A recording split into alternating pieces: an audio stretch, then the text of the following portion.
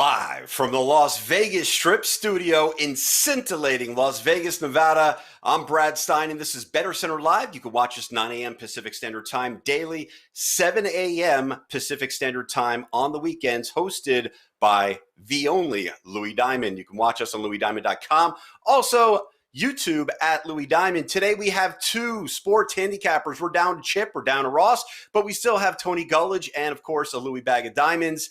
Today, we're all going to talk all about the NBA Finals and Major League Baseball playoffs, and there's a lot going on. So let's introduce these two guys today, Mr. Tony Gulledge and Louis Bag of Diamonds.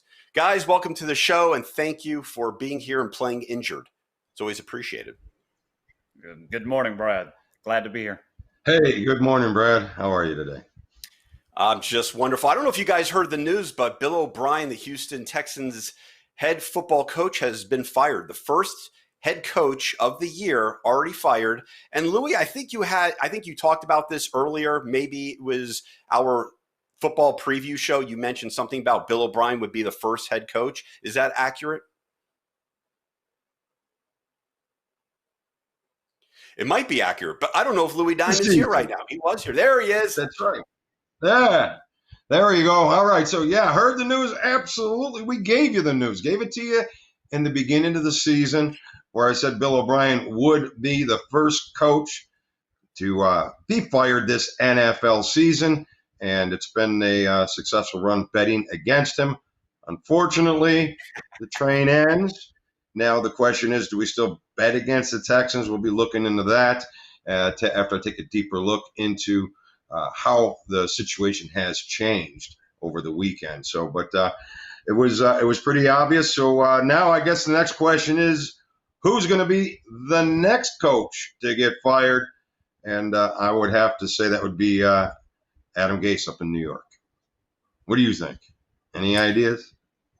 Adam Gase sounds really good. There's a couple other names floating around. I don't think Matt Patricia will be fired to the end of the year, but Adam Gase, if he doesn't turn this around with the Jets, I believe that is the choice, the obvious choice. What about you, Tony Gulledge?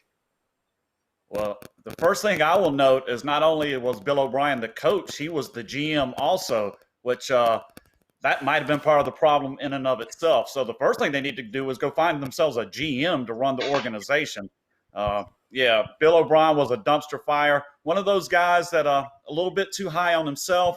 And I get the impression after watching these games this year that I think the team kind of just didn't lay down on him, but they didn't give their full effort. And with a talented team, I mean, the Texans are full of talent up and down the roster, and perhaps now with a fresh start in terms of administration, they can maybe turn their season around and have something to look forward to next year. Yeah, that's kind of, if the Jets fire Adam Gase, are they really going to turn this around? I know you don't think so, Tony, because you're not a big fan of Sam Darnold or the whole roster.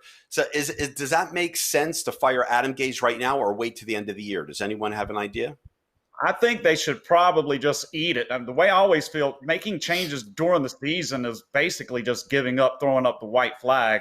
I mean, if you're paying these guys anyway and there's no opportunity to improve your season, why cut your throat and bleed out? Just take your lumps along the way and be prepared to make the changes once the time is right. I mean, when you just dump somebody now, how could they be prepared? If they were prepared, someone would already be hired. So obviously they weren't prepared for this. They're just kind of going off the cuff. That's my opinion. And that's a very good opinion, Tony. Thank you very much. Guys, we're going to move to game number 1, which is the NBA Finals. Game number 4, 2-1 Lakers lead. This opened up at -5 Lakers. It is at -7.5. I guess they think that Anthony Davis won't be in foul trouble. LeBron James will be pissed and not turn over the basketball as much as he did a couple nights ago. Opened up at 218.5 to over under. It is now 219. We'll start with Louis Bag of Diamonds. What are your thoughts for this game? Well, surprisingly enough, Brad, I'm coming in with a little action on the NBA here tonight. I like it. So hopefully I'm not jumping in at the wrong time or anything like that. But I really feel like the Heat have set the pace. LeBron could be pissed, But he, and he's kind of saying the right things. I don't feel like we're concerned.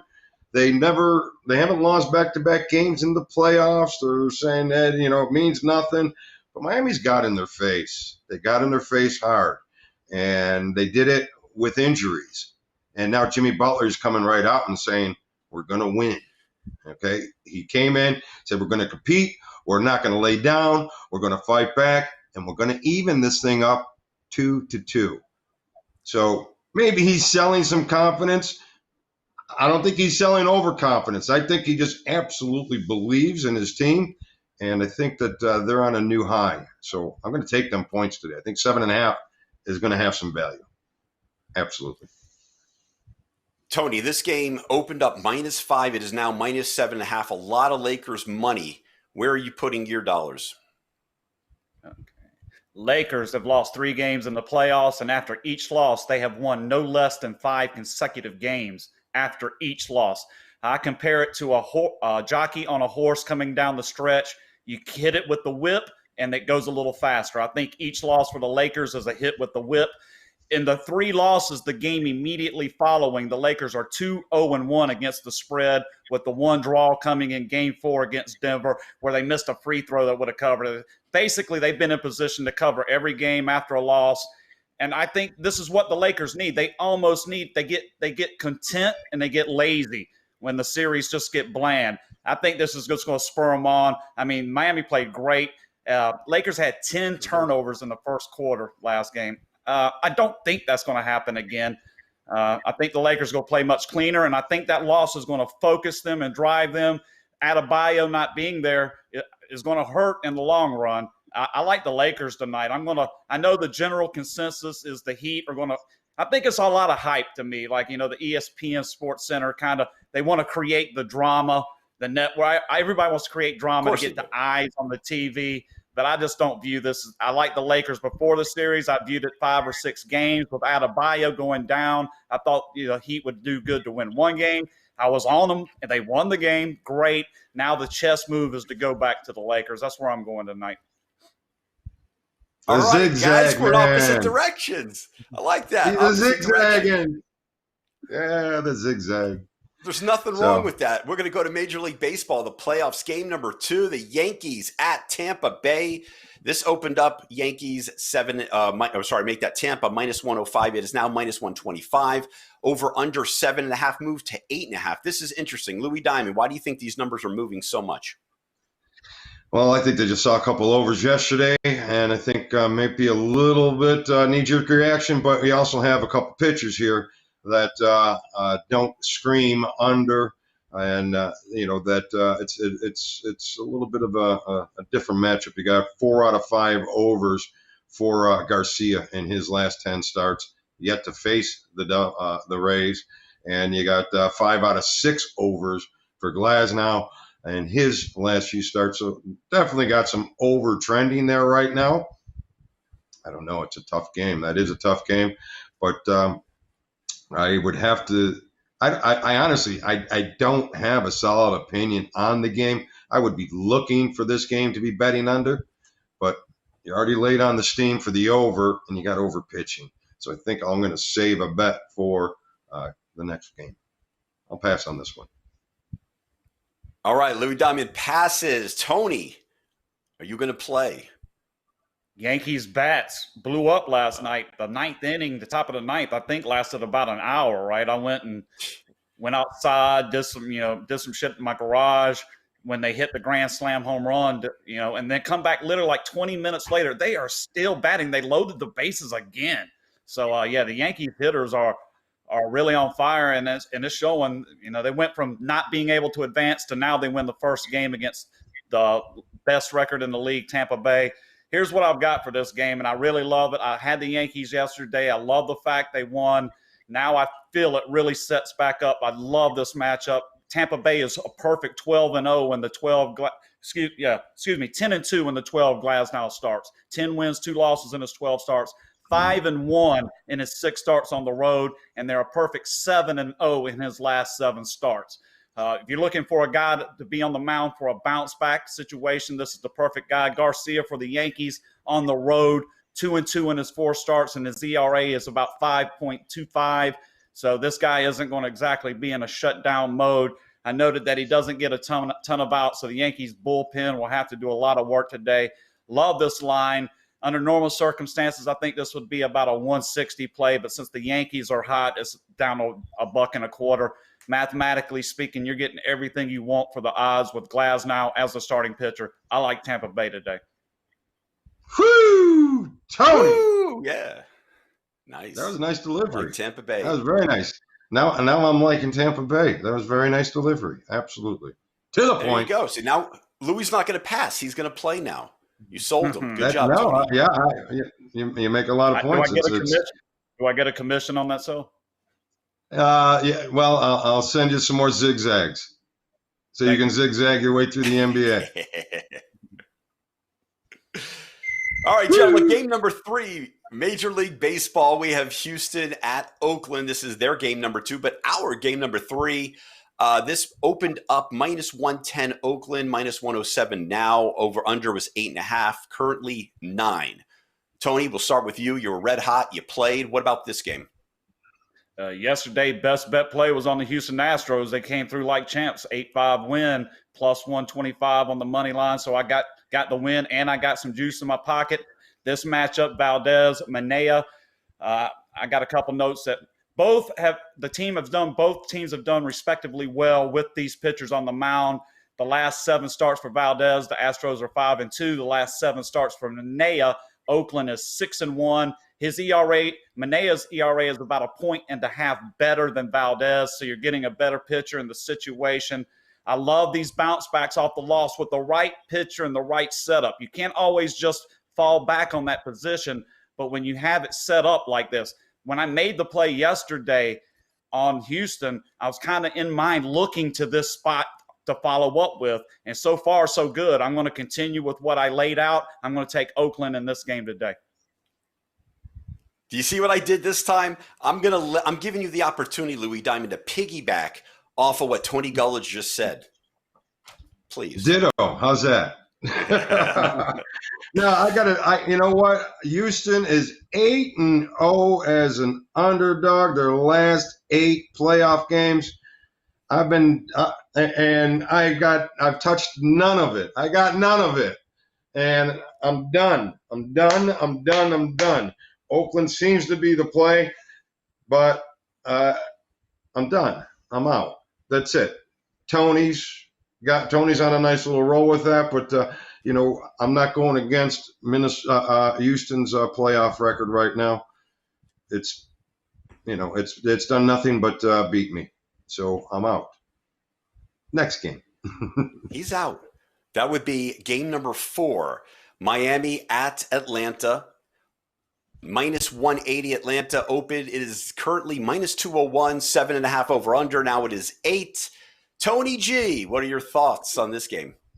This is a very intriguing matchup. You've got 2 pitchers whose teams have been surging when they started. Alcantara on the road. The Marlins are 4-0, and he has an ERA of 1.69. Fried for the Braves on the road. They're 5-0 in his starts with a 1.7 ERA. Almost identical pitching performances by both pitchers. I noticed that Alcantara, however, has been prone to pitch longer, so he's getting more outs. He's had 3 straight quality starts, and 7 of the 8 Alcantara starts this season have been designated quality starts, meaning 6 innings pitched or more with 3 runs or less allowed. So you're getting a guy that's been performing well, and I got it at +179. I understand that, going against the Braves seems illogical, but you have to factor in the math. And I just wanted to put a quick note down here on my numbers. I got this line at 143 for Atlanta, which would require, if you're taking the underdog, to hit 41.2% of the bets. But with the line that the books are offering at +179, you only need to convert 36% of those bets to break even. So you're getting that gap of about a 5% cushion. I understand the Braves are the darling right now, and I do like the Braves, but at this price, I cannot ignore Alcantara and the job he's done on the mound. and Miami coming off 2 straight wins in Wrigley Field. This is another situation where I'm going to back a team that I did not think would make it through the first series. Miami is another one of those. I'm going to play him at a huge dog price today. All right. Bag of diamonds. Do you have anything to add?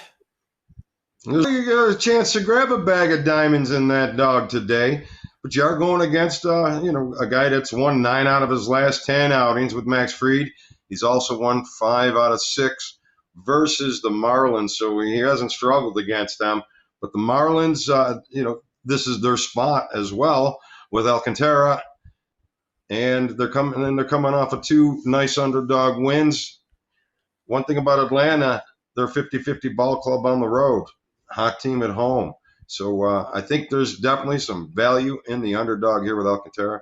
So I wouldn't go to town on it, but I would definitely use it. Absolutely. Coming up next, Tony Cusimano. He's somewhere in the United States. Where exactly is he? Maybe Carmen Sandiego knows because I don't. We'll find out next. You're watching Bettor Center live on LouisDiamond.com. Also YouTube at Louis Diamond. Brad Stein here live from Las Vegas. Join us daily for Bettor Center Live with our professional handicappers, where you get sports information you can bet on.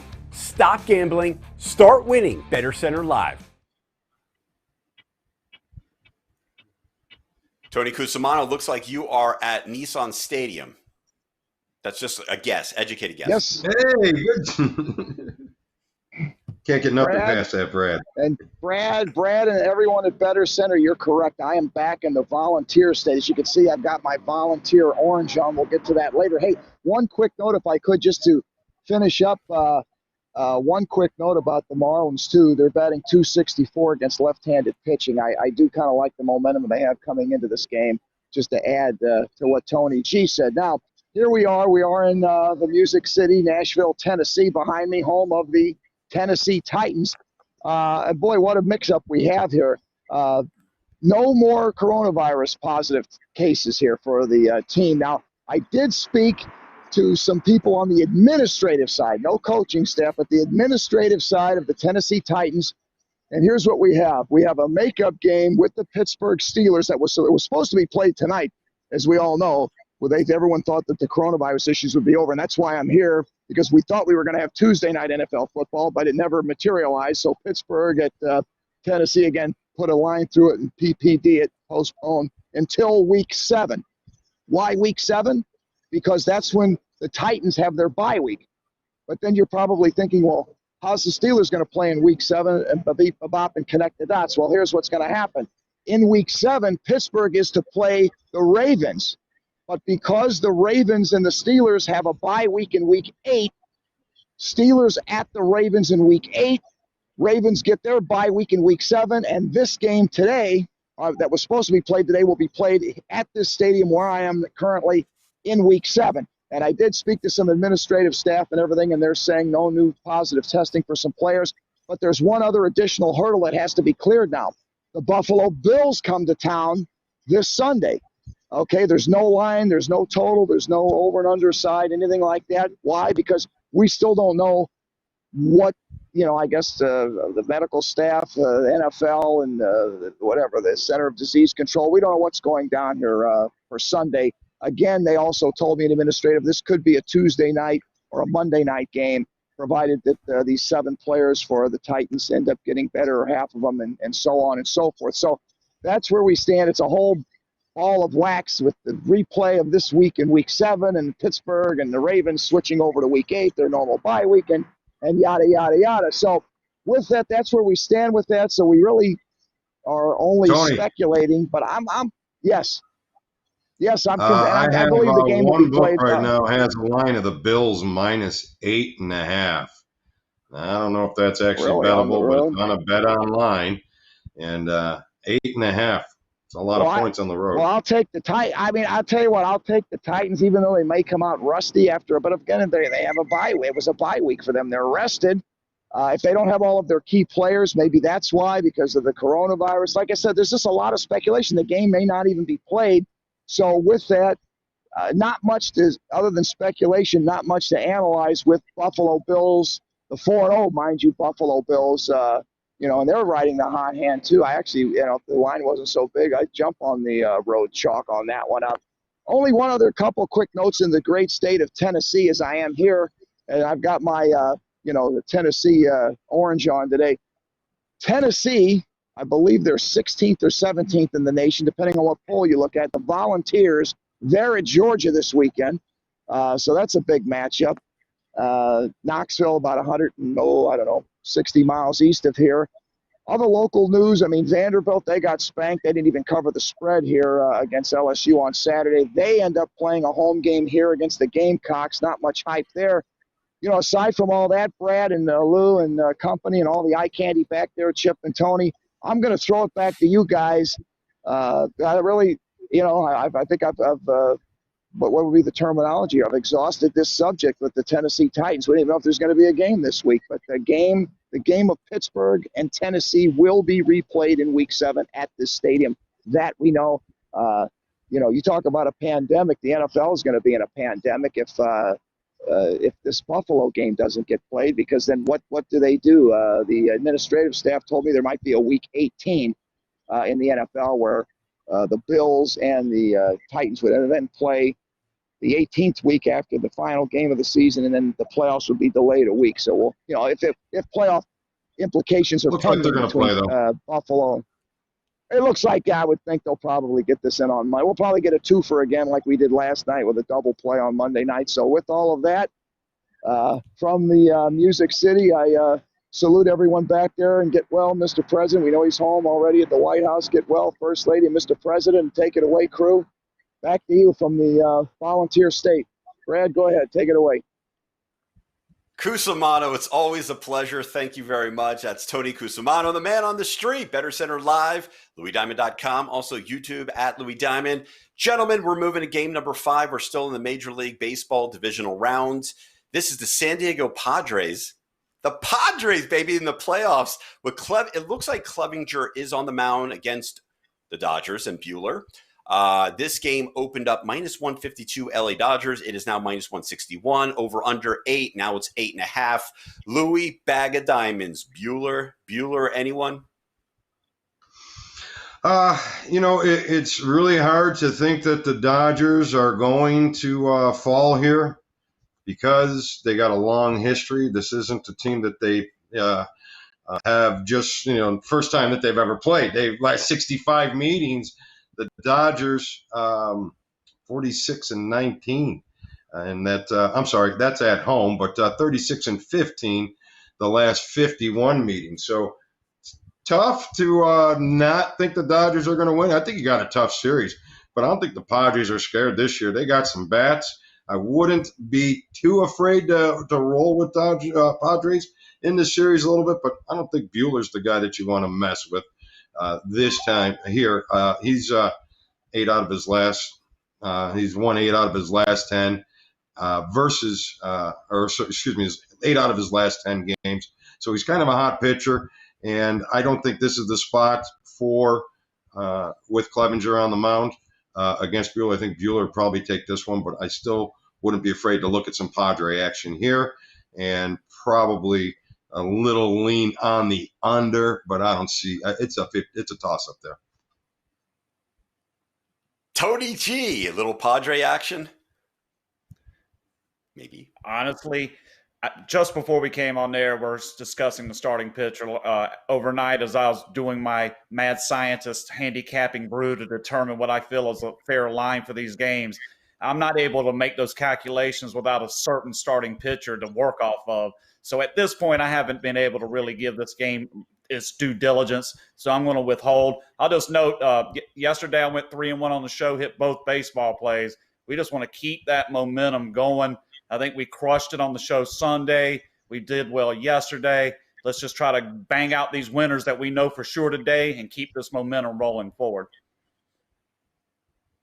Outstanding. Let's go to the most interesting play. Yeah, I like it. Who doesn't like it? And who doesn't like the most interesting play of the day because it's so damn interesting? Tony G, okay, forget about the starting pitcher there in San Diego. Give us your most interesting play of the day, please.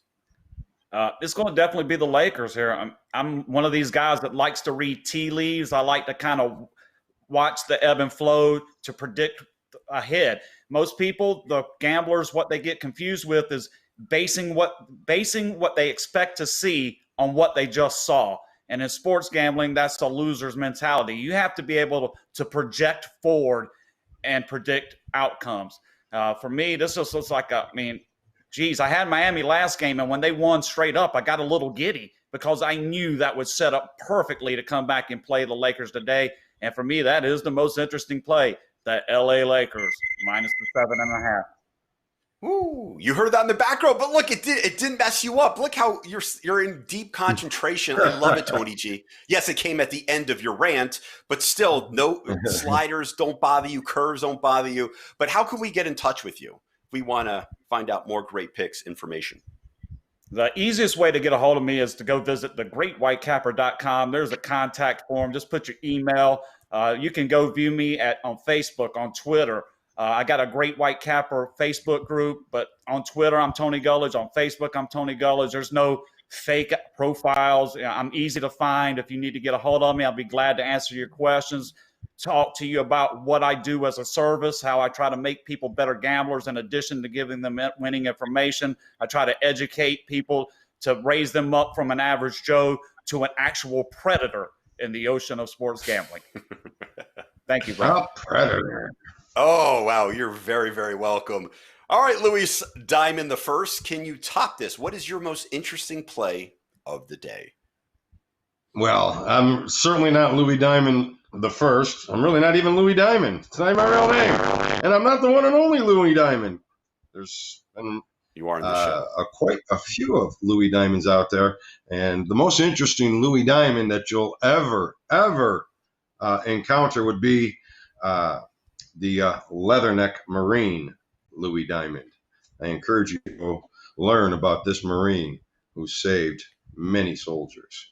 So that being said, my interesting play of the day is going to have to be with the dog. I think you just got to take a little flyer with the dog here with Atlanta.